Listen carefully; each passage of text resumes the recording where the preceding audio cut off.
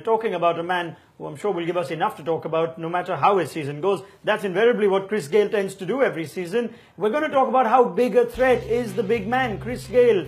And we're going to look at some numbers now and then put it to Brad and Gaurav on is Chris Gayle still as big a force or as big a threat as he's been in previous seasons. We know in some records he's second to none.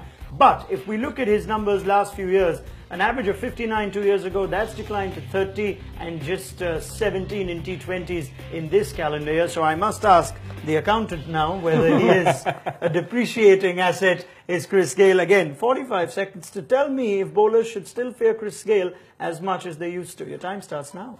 He's probably depreciating. Yes, his numbers don't look good at this present moment, but it's when you bowl against him, he's a huge threat. You're always worried against him, and it's difficult with opposition teams because you know that if he gets in, he's going to hit you for boundaries. But he's only one-dimensional now. He's a liability in the field, and he doesn't rotate the strike. So 48% of his balls bowled to him are dot balls, but he scores 78% of his runs are in boundaries. So he sits there, gets himself in and just tries to hit boundaries. But out the other end, you've got Kohli, De Villiers, Watson. They've got to wait out the other end and they don't get enough balls to get settled. So then they've got to play big shots and play riskier too early. All right. Well, we almost got that spot on. Would you still think he's someone you can build your batting around? Or is he a bit of a liability to carry, Chris Gayle? You can build your batting around him. I'd like to see him bat down the order in those latter overs now because you've got the likes of Kohli, De Villiers when they're fit back into that team. They like to work the fielders, turn ones into twos, run hard between the wickets, and I think that's where RCB lose a lot of runs with Chris Gayle out there just dotting it up and not allowing those guys to rotate the strike. Well, that's an interesting one. Ever thought of Chris Gayle batting somewhere in the middle? It just doesn't feel right, or you can't imagine it. Some more numbers for you before I go to Gaurav Kalra, which will also tell you, and maybe this adds to what Brad was saying, because his number of 50-plus scores have gone down between 2011 and 2013.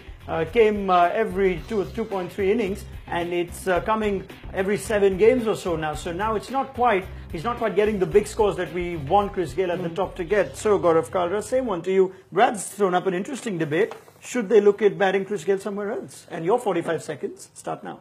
Well, you know, Ronak, my view is slightly different to the test cricketers' view here, because I do think that in a team such as RCB, you need a game breaker of the kind that Chris Gayle is. Also, at the start of the season now, they have no option but to start with him simply because they don't have players such as Virat Kohli and AB de Villiers available starting off the season. So the experience, the ability that he has to break games that we've seen in the past, and given the fact that here's a batsman who can off his own bat win you matches, I don't think you play him in a different position till the time that he's really not pulling things off for you in the first 5 or 6 matches. Then you have a rethink.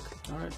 You know, if he smashes like 170 of 50 balls tonight, this is not going to look very good on us, but we're just presenting the facts. Thank you very much, Brad Hogg and Gaurav Kalra. We'll see how Chris Gayle goes in this opening encounter, but keep your eye on what the accountant has said is a depreciating asset.